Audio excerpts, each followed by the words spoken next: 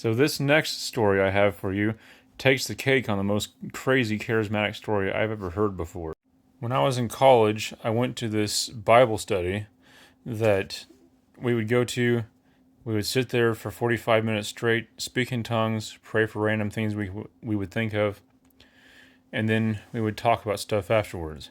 The Bible wasn't talked about very much, but anyway.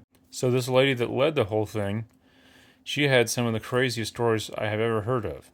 At the time, I thought it was great because the more unorthodox and crazy you are, the more closer you are to God. That's what I thought.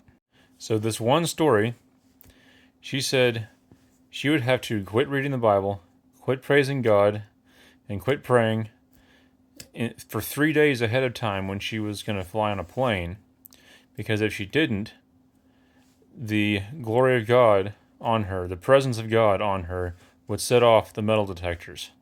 The glory of God on her would set off metal detectors at the airport. Even at the time, I was just like, yeah, okay.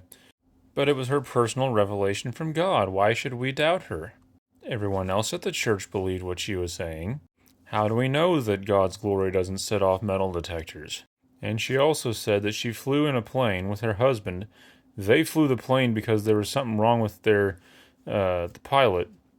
They had never flown a plane before, and they flew this plane for like 30 minutes with empty fuel tanks.